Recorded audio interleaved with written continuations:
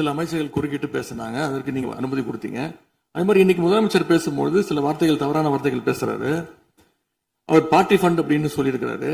அவர் அமைச்சர் அந்த party fund எந்த பார்ட்டின்னு கூட சொல்ல தைரியம் இருந்தா சொல்லுங்க, நாங்க அதெல்லாம் ஃபேஸ் பண்ண தயாரா இருக்கோம். எதையும் ஆதாரத்தோடு எதையும் பேசுங்க. நீங்க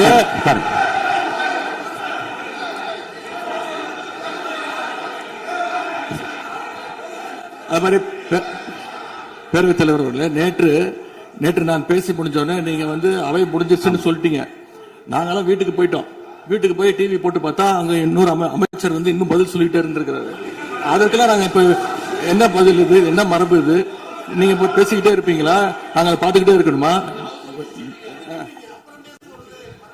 அதே மாதிரி இன்னைக்கு முதலமைச்சர் அவர்கள் பேசும்போது நாங்களும் அமைதியா கேட்டுட்டு தான் இருந்தோம். ஆனா சில கருத்துக்கள் அவர் பேசும்போது அதை நாங்க அனுமதிக்க முடியாது. ஆதாரத்தோடு ஏதாவது பேசணும்னா, குற்றச்சாட்டுகள் சொல்லும் போது ஆதாரத்தோடு சொன்னீங்கன்னா அதை நாங்க ப்ரூவ் பண்றதுக்கு தயாராக இருக்கு. மாண்புமிகு உறுப்பினர் அவர்கள் இருங்க. நேற்று மாண்புமிகு எதிர்க்கட்சி தலைவர்கள் பேசியதும், மாண்புமிகு பொதுப்பணித் தலைவர்கள் பேசியதும் ஆதாரம் இல்லாமல் பேசக்கூடாது என்று நான் சொன்னேன். ஆய்வு செய்து நீக்கப்பட வேண்டியது நீக்கும் என்று சொன்னேன். இப்போது மாண்புமிகு முதல்வர் அவர்கள் பேசி முடிக்கட்டும். நீங்கள் கூறிய கருத்துப்படி அதில் ஆதாரங்கள் இல்லாத குறிப்பாக இருந்தால் அதை நீக்குவதற்குரிய உரிமை எனக்கு இருக்கிறது. ஆய்வு செய்து நான் நடவடிக்கை எடுப்பேன். இப்போது மாண்புமிகு முதலமைச்சர் அவர்கள் பேசலாம். இந்த டாஸ்மாக் மாதிரியே பல டிபார்ட்மெண்ட்லயும், மறுபடியும் சொல்றேன், கட்சி நிதின்ற பேர்ல அடிச்ச கொள்ளைய ஒன்னா கவர்மெண்டோட கஜானாக்குள்ளேயே கொண்டு சேர்த்துக்கிட்டே இருக்கிறாங்க. இப்பவும் சொல்றேன், மக்கள் பணத்துல இருந்து ஒரு பைசா கூட தொடமாட்டோம், தொடவும் விடமாட்டோம், தொட்டா விடமாட்டோம், இதுக்கு முன்னாடி தொட்டவங்களையும் விடமாட்டோம்.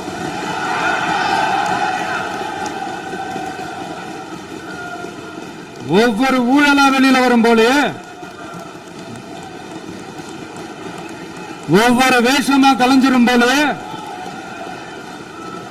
இங்க இருக்கிற நிறைய பேரு நடுங்கி போய் இதுல நம்ம மேல அவதூறு வேற. இப்ப புதுசா ஒரு வெப்பன் ஒண்ணு கொண்டு வந்திருக்காங்க. அது என்ன தெரியுமா? அவங்க தயவால தான் நம்ம ஆட்சி நடக்குதான். மக்கள் தயவால இந்த ஆட்சி நடந்துகிட்டு இருக்கு. மனசாட்சி உள்ள சக்திகளோட ஆதரவால இந்த ஆட்சி நடந்துகிட்டு இருக்கு. நாங்க தான் அனுப்பி வச்சோம் அப்படின்றாங்களே. அனுப்பி வச்சவங்களுக்கு மினிஸ்ட்ரியில இடம் கொடுத்தா ஏன் கதறீங்க? ஏன் இவ்வளவு கோவம்? ஏன் இவ்வளவு கதறல்? இதுல இன்னொரு முக்கியமான விஷயம், மார்க்சிஸ்ட் கம்யூனிஸ்ட் கட்சி நமக்கு ஆதரவு கொடுத்தது சுயேட்சையா எடுத்த முடிவுன்னு சொல்றாங்க. அதே மாதிரி இந்திய கம்யூனிஸ்ட் கட்சி நமக்கு ஆதரவு கொடுத்தது சுயேட்சையா எடுத்த முடிவுன்னு சொல்றாங்க. இதுல எங்க இருந்து நாங்க தான் அனுப்பி வச்சோம்னா புரியலையே. மக்களுக்கு நல்லா புரியும், எல்லாத்தையும் தெளிவா பார்த்துக்கிட்டு இருக்கிறாங்க.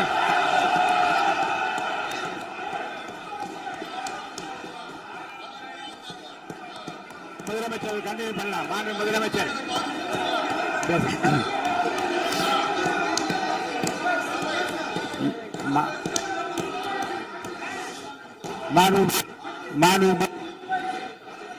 முதலமைச்சர் கண்டினியூ பண்ணலாம்.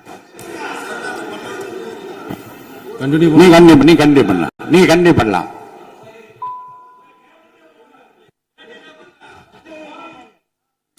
இந்த சமூக நீதி அரசுன்னு சொல்றவங்களை பார்த்து கேட்கிறேன், நம்ம பட்டியலின சகோதரர்களுக்கு எத்தனை அமைச்சர் பதவி கொடுத்தீங்கன்னு கொஞ்சம் சொல்ல முடியுமா? ஆனா நம்மளுடைய அரசுல 8 அமைச்சர் பதவிகள் யாருக்கு? நம்ம பட்டியலின சகோதரர்களுக்கு. எல்லாம் நம்ம அண்ணன், நம்ம தம்பி, நம்ம தங்கச்சிங்க. அண்ணல் அம்பேத்கர் அவர்களுடைய கிட்டத்தட்ட 100 ஆண்டு கால கனவு இப்ப நிறைவேறி இருக்கு. நான் ஏன் கொஞ்சம் சவுண்டா பேசுறேன் அப்படின்னா அவங்களுக்கு கேட்கணுன்றதுக்காக, தப்பா எடுத்துக்காது. அதே மாதிரி பெண்களோட பாதுகாவலர் நாங்க தான் அப்படின்னு சொல்லிக்கிறவங்களை கேட்கிறேன், எத்தனை பெண்களுக்கு அமைச்சர் பதவியில இடம் கொடுத்தீங்க கொஞ்சம் சொல்ல முடியுமா? எங்க அரசுல 4 சகோதரிகளுக்கு அமைச்சர் பதவி கொடுத்திருக்கிறோம்.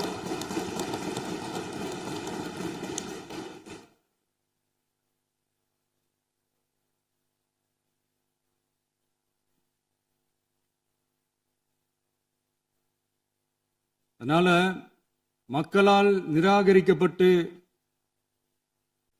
மக்களால் அகற்றப்பட்டவங்களுக்கு ஒன்னே ஒன்னு சொல்லிக்கிறோம், தப்பே செய்ய மாட்டோம், ஊழலே செய்ய மாட்டோம், நேர்மையா தான் இருப்போம், நியாயமா தான் இருப்போம் அப்படின்னு சொல்றவங்களால மட்டும்தான் கூட்டணி ஆட்சி அமைக்க முன்வரும். ஆட்சியிலையும் பங்கு, அதிகாரத்திலையும் பங்கு கொடுக்க முன்வரும். ஊழல்லையே ஊறி போனவங்களால இந்த கூட்டணி ஆட்சியோ ஆட்சியிலையும் பங்கு அதிகாரத்திலையும் பங்கு கொடுக்க முன்வராது. மெஜாரிட்டி இருந்தாலும் தரமாட்டாங்க, மெஜாரிட்டி இல்லைனாலும் தரமாட்டாங்க. கேட்டா ரெடிமேடா ஒரு பதில் ஒண்ணு வச்சிருப்பாங்க, கூட்டணி ஆட்சியை மக்கள் விரும்ப மாட்டாங்கன்னு. அதே மக்கள் தான் இப்ப அவங்கள பார்த்து சிரிக்கிறாங்க. நான் பதவி ஏத்த அன்னைக்கு கொஞ்சம் டைம் அவகாசம் கேட்டேன். எதுக்கு கேட்டேன்? நிதி நிலைமைலாம் கொஞ்சம் மோசமா இருக்குது, அதெல்லாம் கொஞ்சம் சரி செஞ்சுக்கிட்டே படிப்படியா கொஞ்சம் கொஞ்சமா நான் கொடுத்த வாக்குறுதிகள்லாம் செயல்படுத்துவேன், அதுக்காக கொஞ்சம் டைம் அவகாசம் கேட்டேன். நான் ஏதோ வேற எதுக்காகவோ வேற யாருக்காகவோ ஏதோ அவகாசம் கேட்ட மாதிரி. அடுத்து இங்க சபையில இல்லாதவங்களை பத்தி பேச வேண்டாம்னு நினைக்கிறேன்.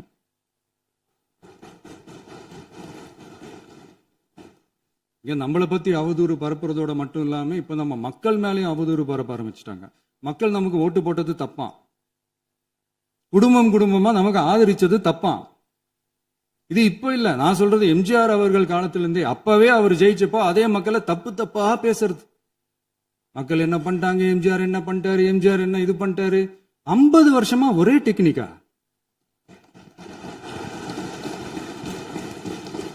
டெக்னாலஜி எல்லாம் மாறி வேற எங்கேயோ போயிட்டு இருக்கு பஸ்.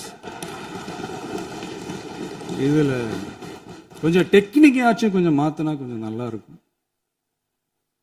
அதனால மக்களுக்கு யூஸ்ஃபுல்லா இருக்கிற மாதிரி இந்த ஆக்கப்பூர்வமான கருத்துக்களோ ஆக்கப்பூர்வமான யோசனைகளோ இருந்தா சொல்லுங்க, அதை நாங்க டெஃபரெண்டா எடுத்துக்கிறோம். ஆனா அதை விட்டுட்டு இந்த நக்கலு நையாண்டி சம்பந்தம் இல்லாத பேச்சு இதெல்லாம் பேசிட்டு அப்புறம் முதல்வர் பதில் சொல்லல, முதல்வருக்கு பதில் சொல்ல தெரியல அப்படின்னா அப்புறம் என்ன சோஃபா மாடல் ஆட்சியா?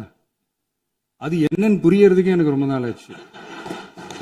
இந்த sofa set, table chair, teapoy, furniture பிசினஸ்லாம் வேற எங்க வெளியில போய் பண்ண சொல்லுங்க. அப்படி அந்த பிசினஸ் தான் பண்ணணும்னா நிறைய பிசினஸ் பண்ற மாதிரி வெளியில போய் பண்ண சொல்லுங்க, இங்க சட்டசபைக்குள்ள வேணாம். அதனால ஆக்கப்பூர்வமான கருத்துக்கள் இருந்தா சொல்லுங்க, டெஃபினட்டா அது சரியா இருந்தா நாங்க ஏத்துக்கிறோம். எனக்கு ஒரு குட்டி கதை ஒண்ணு ஞாபகம் வருது, சொல்லாமா? ஒரு ஊர்ல ஒரு பெரியவர் வெயில் ரொம்ப ஜாஸ்தியா இருக்குன்னு சொல்லிட்டு கண்ணுக்கு மேல கை வச்சுக்கிட்டு இப்படி சுத்தி முத்தி தேடிக்கிட்டு இருந்தாராம். அப்ப கூட இருந்த ஒரு சின்ன பையன் என்ன தேடுறீங்க அப்படின்னு கேட்டானா. அதுக்கு அந்த பெரியவர் சொன்னாரா, அது ஒண்ணு இல்ல தம்பி, உங்க அப்பா இங்கதான் இருப்பாருன்னு சொன்னாங்க, அதான் தேடிக்கிட்டு இருக்கேன். எங்க உங்க அப்பாவையா காணோம்?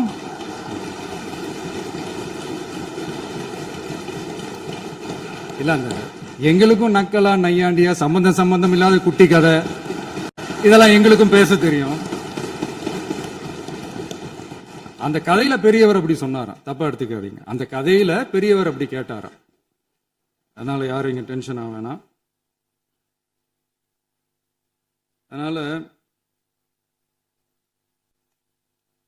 இன்னொரு இந்த என்னுடைய உரையை முடிக்கிறதுக்கு முன்னாடி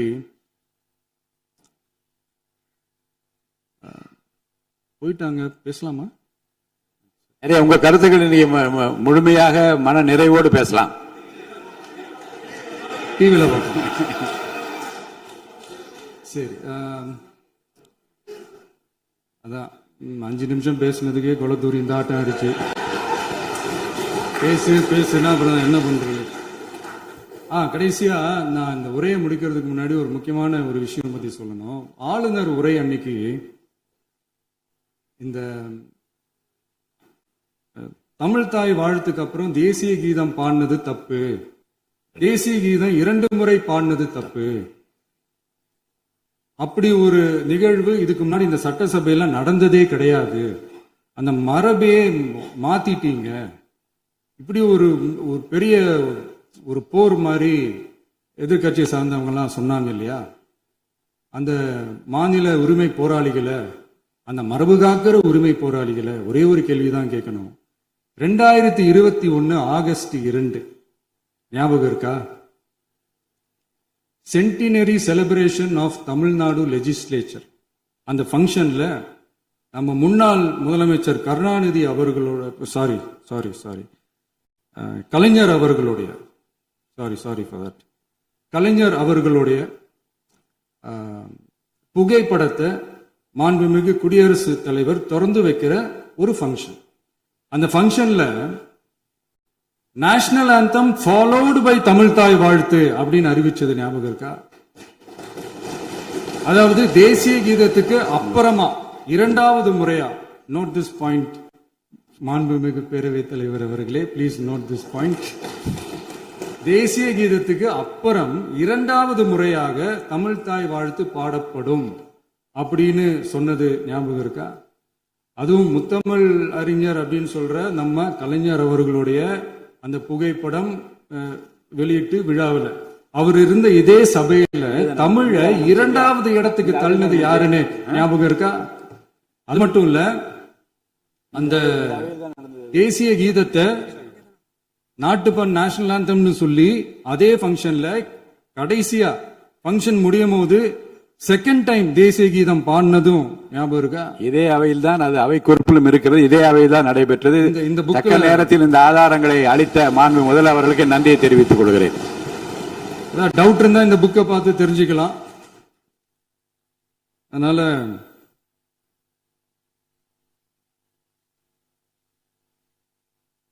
இதெல்லாம் கேட்டா என்ன சொல்லுவாங்கன்னா, அது ஜனாதிபதி கலந்துகிட்ட ஃபங்க்ஷன், அதெல்லாம் அப்படிதான், அதெல்லாம் கண்டுக்க கூடாது அப்படின்னு சொல்லுவாங்க.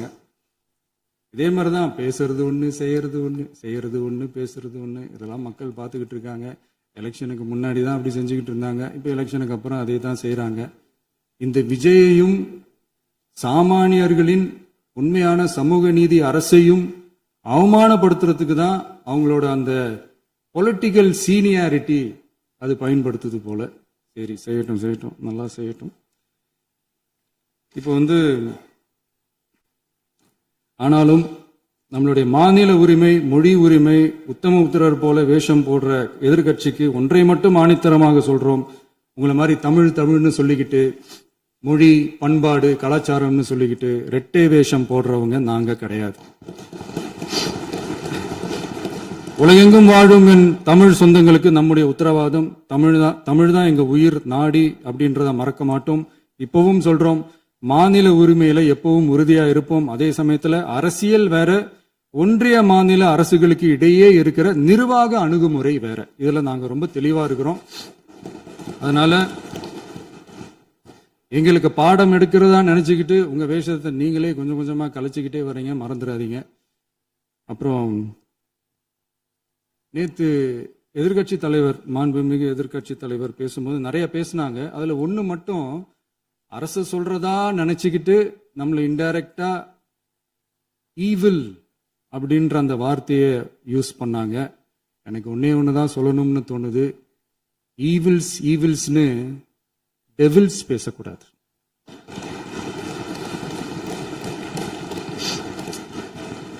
அவங்க இருந்திருந்தா ஒரு ஆக்ஷன் பண்ணணும்னு எனக்கு தோணுச்சு. எல்லாரும் போயிட்டாங்க.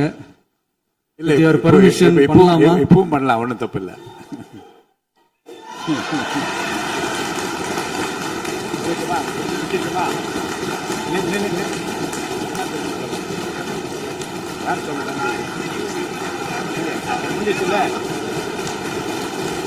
எழுந்து சொல்லுமா, உட்காந்து சொல்லட்டுமா?